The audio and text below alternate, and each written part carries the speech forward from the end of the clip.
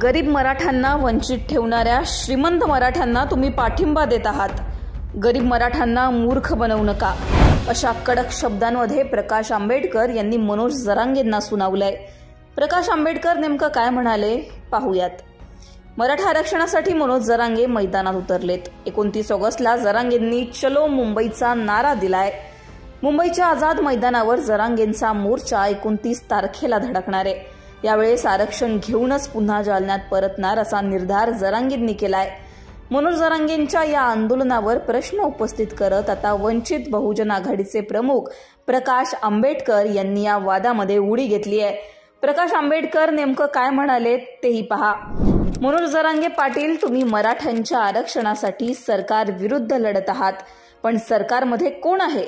आताच्या सरकारमध्ये एकनाथ शिंदे, अजित पवार, राधाकृष्ण विखे पाटील, अशोक चव्हाण, नारायण राणे यांच्यासारखे प्रस्थापित मराठा आहेत. 2.5 वर्षांपूर्वी महाविकास आघाडीचं सरकार असताना सत्तेत सर्व प्रस्थापित मराठा होते. शरद पवार, अजित पवार, पृथ्वीराज चव्हाण, जयंत पाटील, बाळासाहेब थोरात हे सर्व प्रस्थापित मराठे सत्तेत होते. तुम्ही निवडणुकीत या श्रीमंत मराठ्यांचा प्रचार केला आणि त्यांना मतदान केलं. तुम्ही गरीब मराठ्यांसाठी आंदोलन करत आहात, पण गरीब मराठ्यांना वंचित ठेवणाऱ्या श्रीमंत मराठ्यांना तुम्ही पाठिंबा देत आहात. गरीब मराठ्यांना मूर्ख बनवू नका. लोकसभा आणि विधानसभा निवडणुकीत तुम्ही श्रीमंत मराठ्यांना पाठिंबा दिला होता.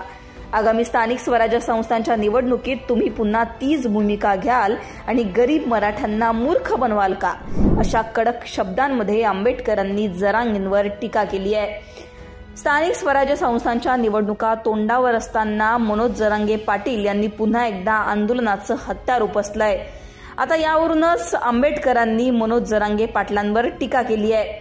प्रकाश आंबेडकरांच्या या टीकेवर मराठा आरक्षणावरील उपसमितीचे अध्यक्ष राधाकृष्ण विखे पाटील नेमकं काय म्हणाले तेही पहा. प्रकाश आंबेडकर साहेबांनी काय बोलावं, असं कोणत्याही आरक्षणामुळे आणि कोणाच्या आरक्षणात हस्तक्षेप करण्याचा तुझा प्रश्नच नाहीये. त्यामुळं कोणत्या समाजाला आरक्षणामुळे दिल्यामुळे धोका निर्माण होईल हे विनाकारण मला वाटतं एक लोकांमध्ये तो गैरसमज पसरवण्याचा प्रयत्न होतोय. मला वाटतं आता अतिशय संवेदनशील विषय आहे. मला वाटतं प्रत्येकाने आपापल्या काही राजकीय मर्यादा ओळखून त्या संदर्भात विधान केले पाहिजे असं माझं मत आहे. नाही 27 तारखेला मनोज जरांगे बीड मधून निघणार असून 29ला मुंबईतल्या आझाद मैदानावर धडकणार असल्याची घोषणा त्यांनी केली आहे. हे सगळं जरी असलं तरी आता कोर्टाने मात्र जरांगेंना आझाद मैदानात आंदोलनाची परवानगीच नाकारली आहे.